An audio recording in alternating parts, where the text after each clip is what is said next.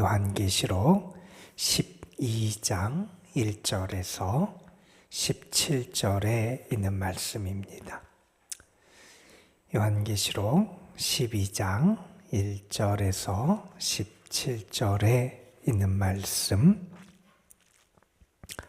오늘 우리에게 주시는 하나님의 말씀 우리 함께 한 목소리로 받들겠습니다.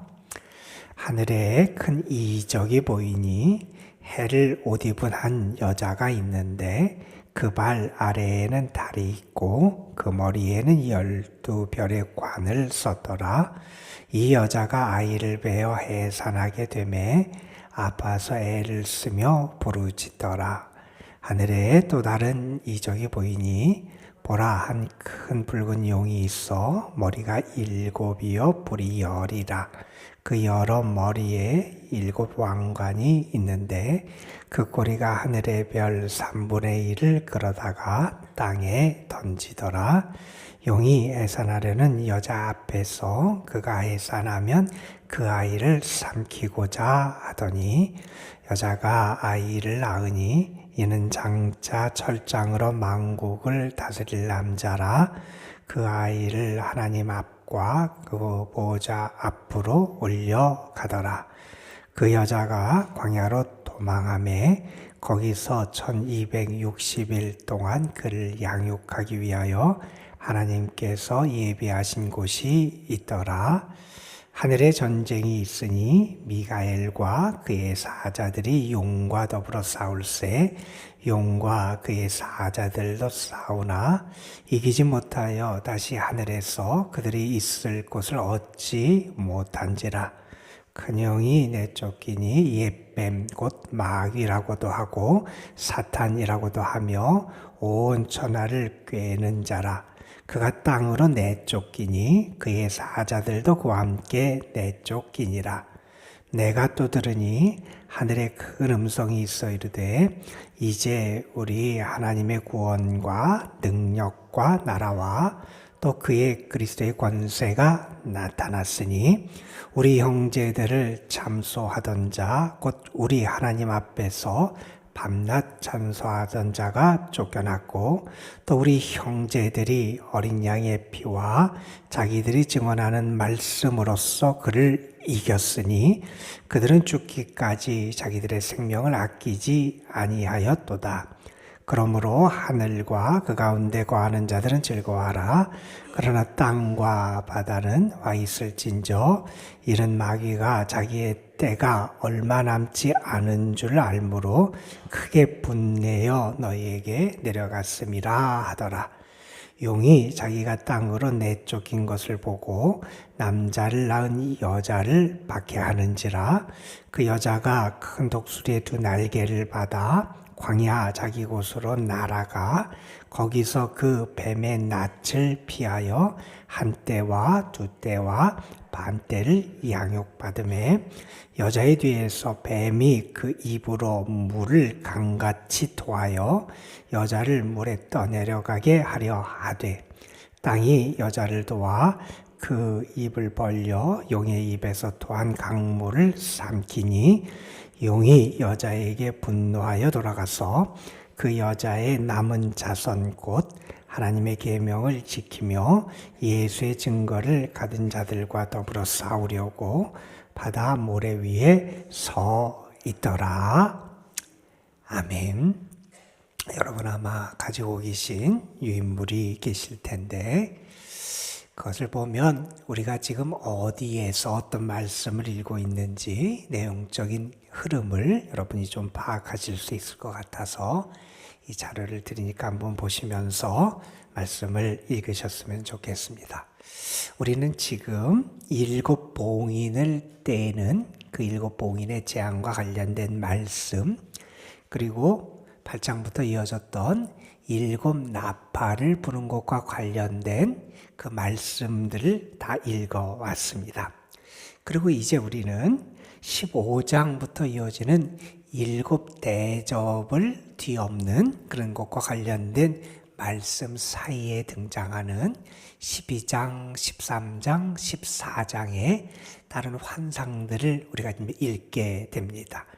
여기 12장, 13장은 특별히 용과 그 용을 따르고 섬기는 짐승과 관련된 그런 환상이 등장을 하게 되고요. 14장은 또한 구원받은 자들, 그리고 이 세상에 대한 또 다른 하나님의 심판의 말씀이 선포되는 그러한 말씀들이 이어지게 됩니다. 오늘 내일에서 우리는 12장, 13장 말씀을 읽어갈 거예요. 여기에는 특별히 몇 가지 어떤 상징적인 동물들이 등장을 하고, 또한 우리에게 왜 우리 삶에 이러한 고난이 찾아오고, 또 고난의 원인이 어디에 있고 하나님께서 그걸 어떻게 처리해 가실지에 대한 그런 안내를 보여주는 그런 말씀들이 여기 등장을 하게 됩니다. 오늘 12장 말씀을 보면 여기에는 특별히 여인, 그리고 여인이 낳은 아이, 그리고 또한 그를 해하려고 했던 용, 이러한 장면이 등장을 하게 돼요. 오늘 말씀에 보면 하늘에서 큰 이적이 보였다 하는 말씀으로 오늘 말씀을 시작하게 되는데, 이 이적이라는 게 우리가 좀 특별하고 신비한 것처럼 보일 수 있는데, 그 말을 우리가 여기에 쓰인 단어를 우리가 어디에서 익숙하게 듣게 되냐면, 예수님께서 갈릴리 가나 혼인잔치집에서 물을 포도주로 만드신 그 사건 이후에 성경은 그것이 예수님께서 행하신 첫 번째, 우리 성경에 표적, 이렇게 번역이 되어 있는 단어가 등장해요. 여기에 등장하는 이적이라고 쓰인 단어가 바로 요한복음 2장에서 쓰인 표적이라고 번역된 단어예요. 세메이온이라고 하는 단어를 여기서는 이적이라고 번역을 했어요. 무언가 표적이 보인다는 거예요. 근데 그 표적은 누구와 관련된 표적이 보이느냐? 처음에는 한 여인과 관련된 표적이 보여지게 됩니다. 그 여자가 있는데, 그 여자는 발 아래에 달이 있고 머리에는 12별의 그런 관을 썼다. 아주 영광스러운 신비한 모습으로 등장을 하는 여자가 있고요.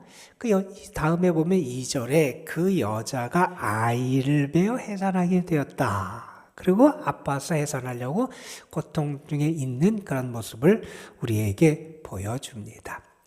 우리가 여기서 특별히 이 여성, 이 여자가 누구냐, 그리고 이 아이가 누구냐, 사람들이 이런저런 해석을 하며 궁금증을 갖게 되는데, 예전에 크게 해석했던 것은 세 가지로 아마 나눠볼 수 있을 것 같아요.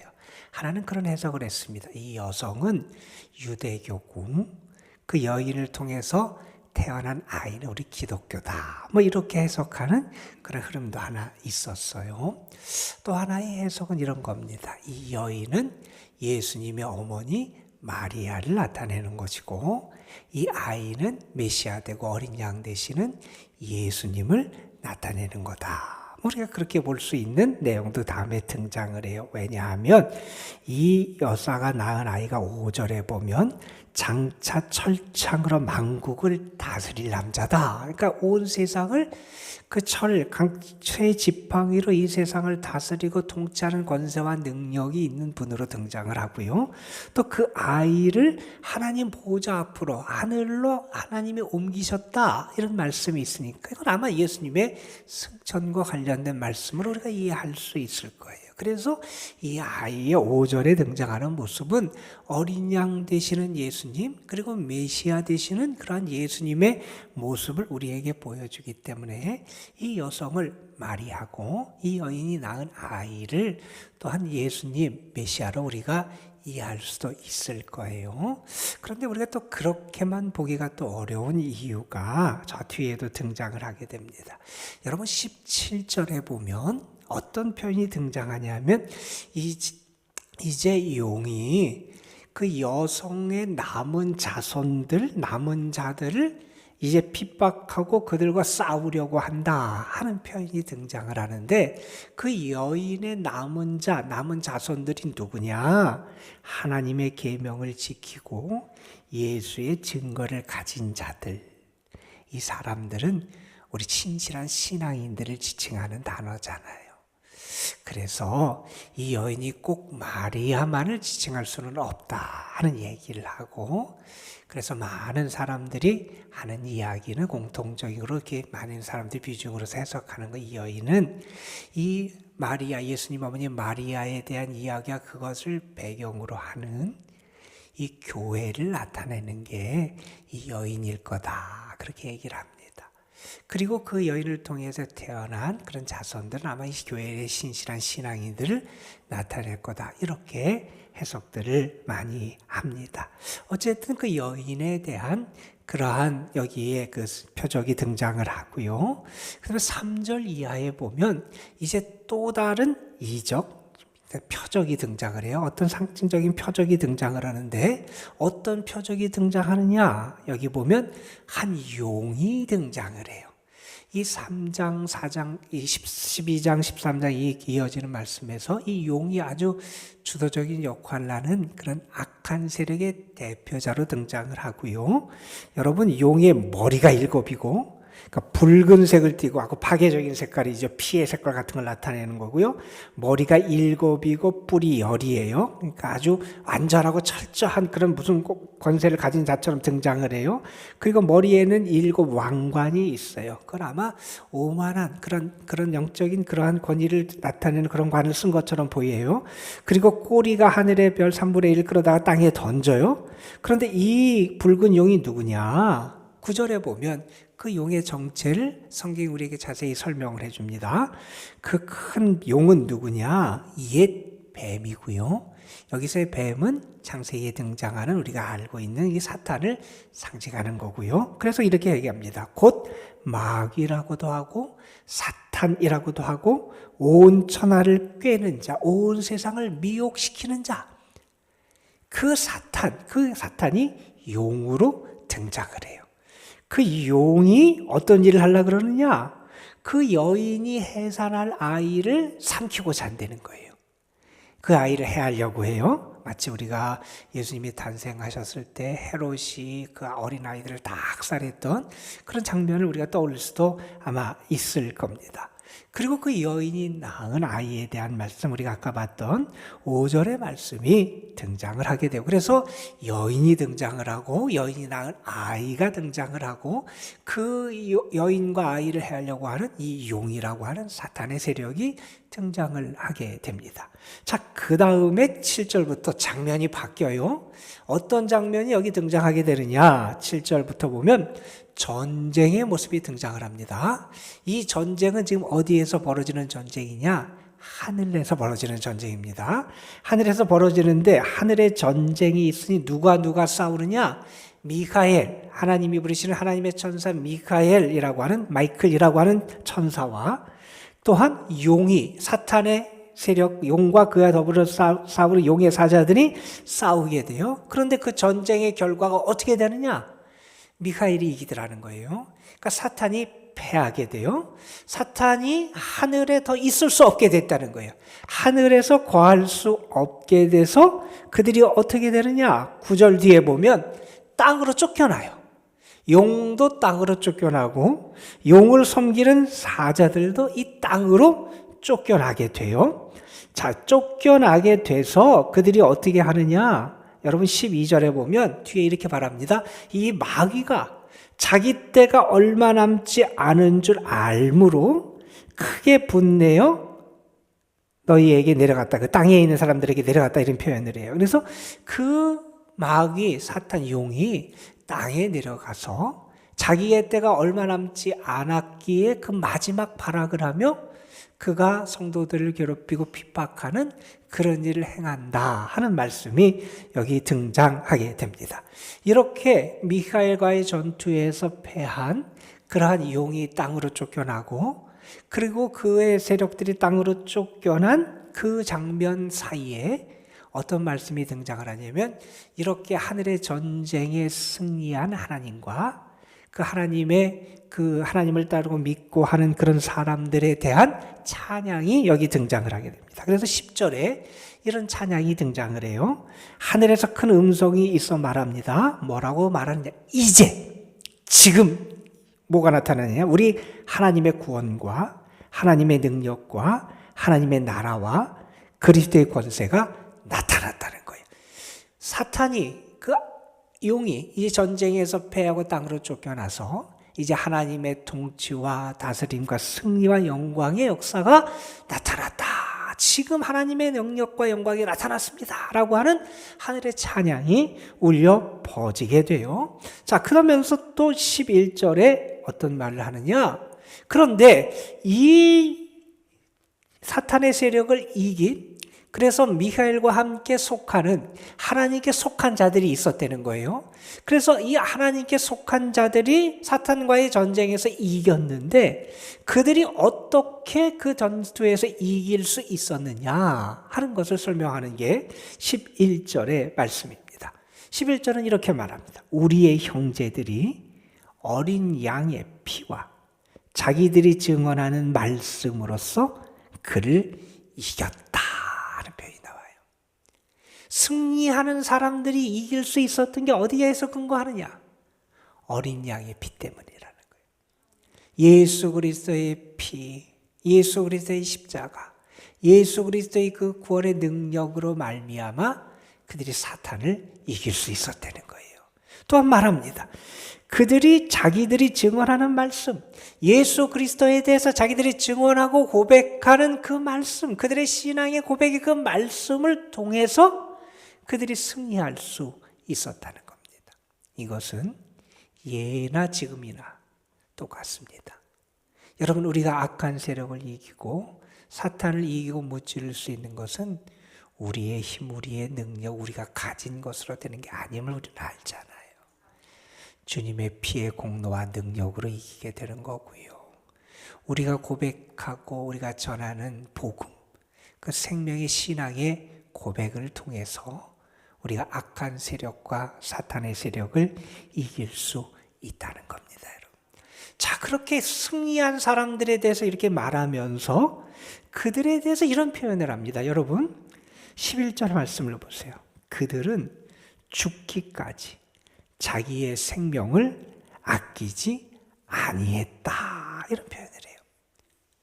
결국 그들이 승리한 것은 자신들의 생명을 바치면서까지 믿음의 길을 걸어갔기 때문이라는 겁니다. 여기에 승리의 길이 있다는 겁니다.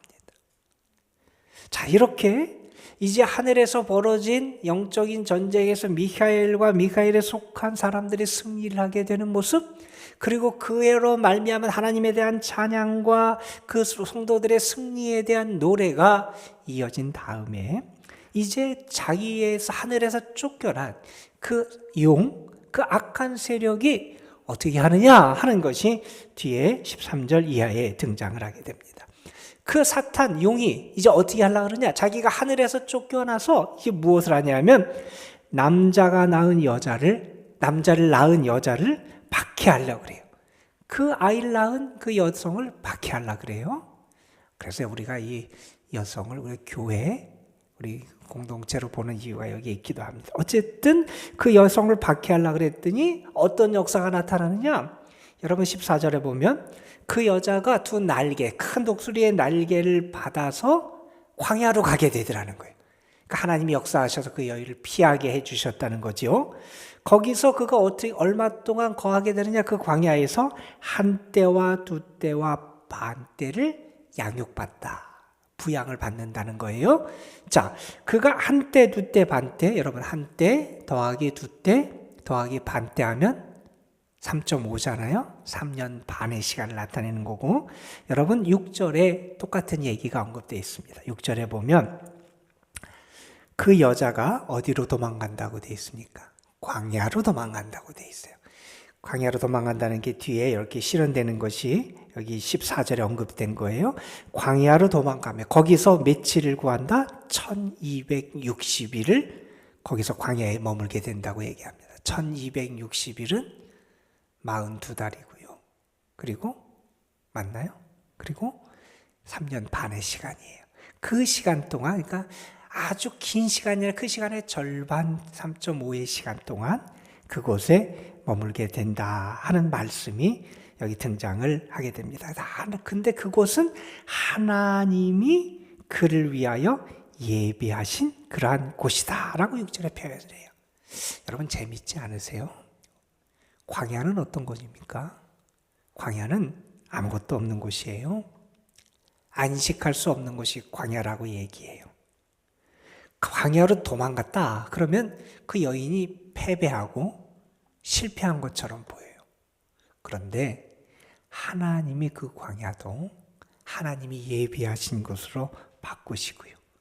그곳에서 하나님의 양육을 받고 부양을 받는 곳으로 바꾸시더라는 거예요. 이게 하나님의 역사하심이에요. 여러분 오늘 말씀해 보면 그 여인을 이 용이 박해하려고 땅에 내려와서 박해하려고 그래요. 그런데 하나님께서 광야를 피하게 하셨어요. 또 다시 15절에 보면 그 여인을 물에 의해서 파괴시키려고 멸망시키려고 물을 토해내요. 그런데 하나님이 또 도우세요. 땅이 그 물을 삼키게 하세요. 그 여인을 보호하세요. 하나님의 교회를 보호하신다는 거예요. 그런데 이제 이렇게 그 여인을 박해하는 것을 실패한 것 같으니까 이제 어떻게 그 용이 역사를 하냐 하면 17절에 보면 여자의 남은 자손 곧 하나님의 계명을 지키고 예수의 증거를 가진 사람들, 신실한 믿음의 사람들을 해하려고 그들과 싸우려고 하고 있다 하는 장면을 우리에게 소개해 줍니다. 여러분, 이 12장의 이야기는 왜 우리에게 신앙인들에게 이 고난의 역사와 밥과 핍박이 나타나게 됐는지를 설명하는 하나의 이야기예요. 악한 세력이 사탄의 세력이 용이 하늘에서 패하고 이 땅에 내려와서 자기의 때가 얼마 남지 않은 것을 알고 성도들을 핍박하고 교회와 교회의 현실한 신앙인들을 핍박하고 있다 하는 얘기를 합니다. 우리는 이 영적인 대결을 우리 수행하는 그런 사람들입니다. 우리는 이 땅에 살아가요. 그러니까 땅에 지금 악한 세력이 마지막 기승을 부리고 있습니다. 마지막 발악을 하니까 우리를 향한 핍박이 더 강할 수도 있습니다. 이때 우리가 어떻게 살아가야 되느냐 한 가지 힌트를 얻게 됩니다.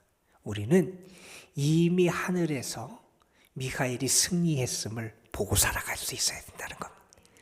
그 역사가 이 땅에서도 이루어질 것을 우리는 또한 보고 살아갈 수 있어야 한다는 겁니다. 그리스도인은 하늘에서의 승리를 바라보고 그것이 또한 우리에게도 이루어질 것을 믿으며 살아가는 사람들이 우리 그리스도인들이다 하는 겁니다. 또한 여러분 보십시오. 세상적으로 보면 사탄이 이기는 것 같고 용이 이기는 것 같고 그 여인이 용을 피해서 광야로 도망가서 실패한 것처럼 보이지만 하나님은 그 자리를 바꾸세요. 하나님을 만나고 하나님의 보호 아래 있고 하나님의 양육을 받는 자리로 바꾸시는 놀라운 역사를 행해 주신다는 거예요. 하나님은 우리의 삶에도 그런 놀라운 반절의 역사를 행하시는 게 우리 하나님이시라는 겁니다.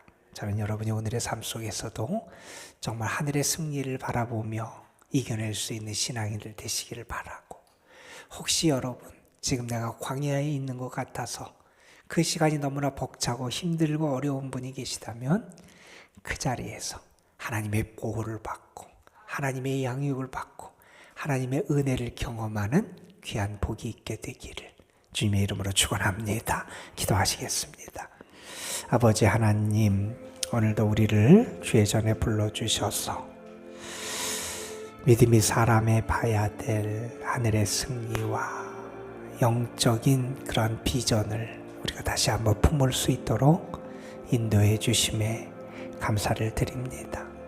우리가 살아가는 땅, 용이 기승을 부리고 사탄의 세력이 마지막 발악을 하며 그의 분을 표출하는 그런 세상에 우리가 살아가는 것처럼 보이기도 하고, 때가 우리가 그러한 어려움 속에 처할 때도 있습니다.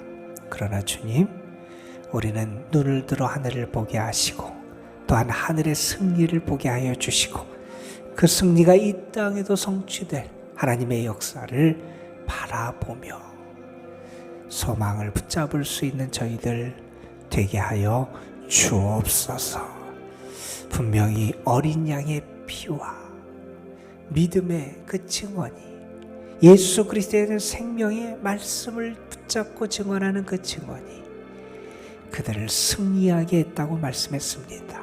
우리에게도 예수 그리스도의 보혈과 십자가를 믿는 믿음이 있게 하여 주시고, 주님을 향한 신실한 신앙의 고백과 주의 말씀을 붙잡고 살아가는 그러한 모습이 더 분명해질 수 있게 도와주시고, 그래서 우리가 영적인 싸움에서 능히 승리할 수 있는 영적인 무기로 무장하는 주의 자녀들 되게 하옵소서.